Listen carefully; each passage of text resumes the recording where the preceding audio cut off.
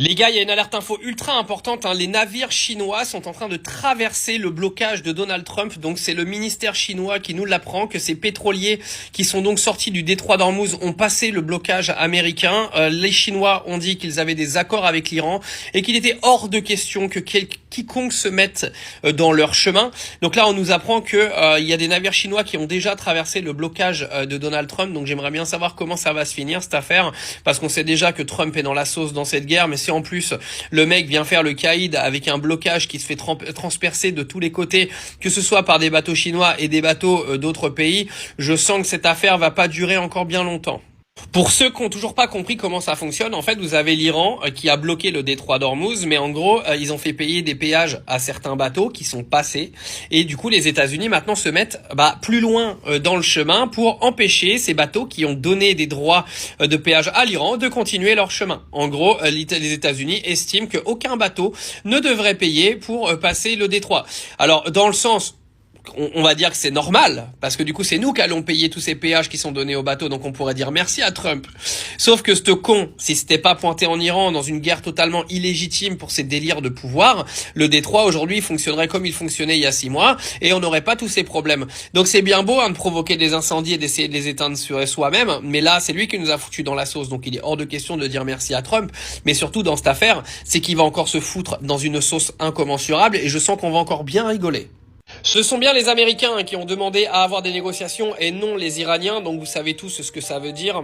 Donc là, on est dans les alertes info du 14 avril et c'est bien les États-Unis qui ont fait des demandes de négo. Et quand il y a un pays qui fait des demandes de négociation, c'est souvent ce pays-là qui est en difficulté. Même si Donald Trump viendra vous expliquer qu'il a pris l'avantage dans la guerre, que les États-Unis ont gagné quoi qu'il arrive, le fait que les États-Unis aient demandé à aller aux négociations est un aveu de faiblesse direct. Vous aurez beau ne pas être d'accord avec ça, il suffit juste que vous regardiez un petit peu ce qui s'est passé dans le passé et vous aurez aucun problème à comprendre comment fonctionne la diplomatie aujourd'hui. Alors, le blocage américain, il a commencé. Faut savoir que le blocage américain, il a pour but d'étouffer l'économie iranienne, parce que en soi, eux, les Américains, ne sont pas tant dépendants que ça de ce qui se passe au niveau du détroit d'Ormuz, mais l'économie mondiale l'est. Donc, quoi qu'il arrive, il va y avoir une répercussion sur les habitants des États-Unis qui vont devoir payer plus cher à la pompe, par exemple. Mais le plus gros problème, il est quand même pour l'Iran, parce que, en gros, l'économie iranienne est énormément dépendante de ce détroit d'Ormuz. Les Chinois ont donc également fait une intervention cette nuit en expliquant que si un bateau chinois était bloqué par les États-Unis, en gros, ça allait très très mal se passer pour les Américains. Donc, ministre des Affaires étrangères chinois qui a donc mentionné ce fait. Parce que ça, c'est la question qu'on se pose aujourd'hui, qu'il y a un blocage aujourd'hui des Américains avec l'Iran.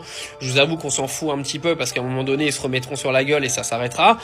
Mais si les Chinois rentrent dans la danse, nous passons d'une guerre localisée à une guerre vraiment mondiale, internationale, tout ce que vous voulez. Les Chinois ne se laisseront pas soumettre par les États-Unis de Donald Trump, qu'ils ne respectent absolument pas au passage. Faut savoir qu'il y a des rencontres entre Donald Trump et les dirigeants de chinois le 14 mai, je crois, donc ils ont plutôt intérêt à régler leurs problèmes avant cette réunion. Au passage, le Pakistan a donc expliqué que malgré le fait que personne ne soit arrivé à des accords pendant les négociations du week-end dernier, ils sont encore aujourd'hui en train de discuter. Il y a des visios qui sont faites entre les deux pays pour essayer de trouver une solution. Je pense que les Américains sont en train d'essayer d'ajuster leur offre à chaque fois. De toute façon, que les choses soient claires, il n'y aura pas de blocage total de la fabrication de nucléaire en Iran. Je ne crois absolument pas que l'Iran cédera là-dessus.